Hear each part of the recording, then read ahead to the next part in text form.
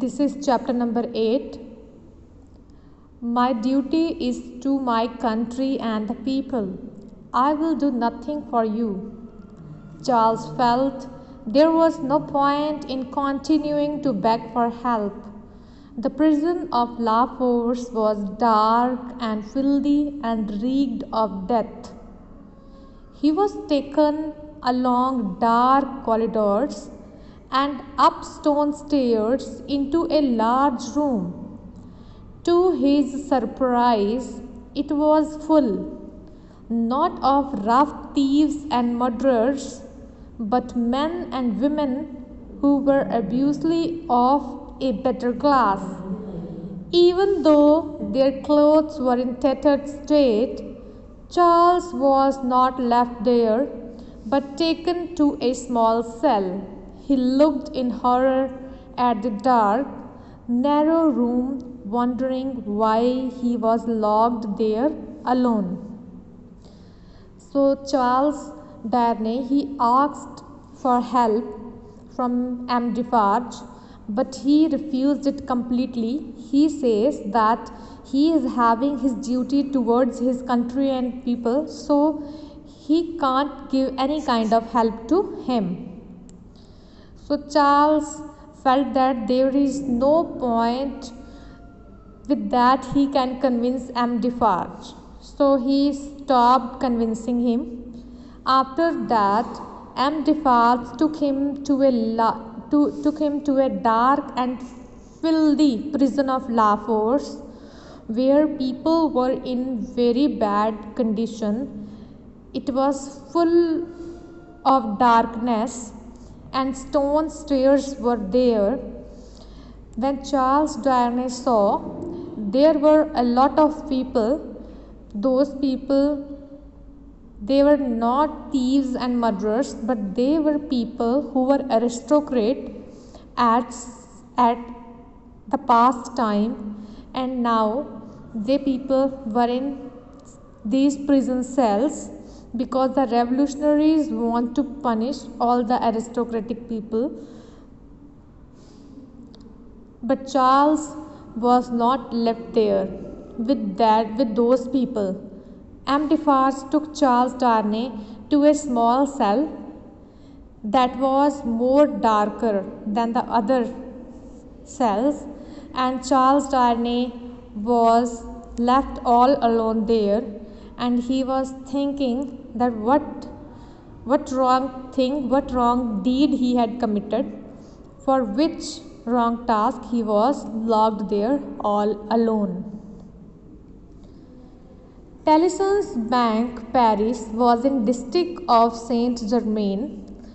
The offices were in the wing of a very large house that had belonged to a rich nobleman. To get to the offices, you had to pass through a courtyard which was surrounded by a high wall. So here Tellyson's Bank was in Paris. It was in district of Saint-Germain, and there was a large house that belonged to rich noblemen, and there was a high wall. All the offices were surrounded by a high wall. Mr. Lorry sat at a desk and listened to the roar of the mob outside. He tried not to think what was bereaving in the streets. So Mr. Lorry, he was sitting on a desk, but he can listen what the activities of hustle and bustle was going on outside that office. But he was just sitting there and he don't want to think that what was happening in the streets. Thank heavens that no one I hold dear is in this terrible city. So Mr. Lorry, he thanked God that my known people who were dear to me, nobody is present there in this horrible city. When the doorbell rang, it was sent a wave of uneasiness through him as the Manet family entered the room with Miss Prose, Lorry, almost collapsed at the sight of them. What is this? What has brought you here? Lucy ran into his arms. Oh, our dear friend, Charles is here, in Paris. So, suddenly the doorbell rang and Mr. Lorry he opened the door, and to his surprise, Manet family was standing in front of him. Miss Prose was there, Lucy Manet was there. So he saw them, and with shock he asked them, "What happened? Why you people are here?" Then Lucy told Mr. Lorry that Charles is here in this horrible city, Paris. We came here just to find out him.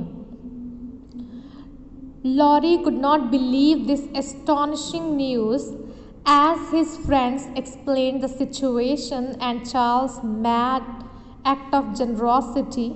When he heard which prison Darnay was in, he begged the ladies to take the child and retire to one of the private rooms in the back.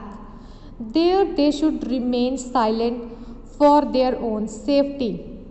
So Mr. Lorry, it was very difficult for Mr. Lorry to believe in that news that Charles Darnay was here in this horrible city, Paris, and he came here to help M. Gable. He can't believe on that news, but he instruct the ladies that I request you people that you just take care of yourself and your safety, and you should be there in one of the private rooms, and you should remain silent so that the revolutionaries they can't find out them and they can't harm them in any way.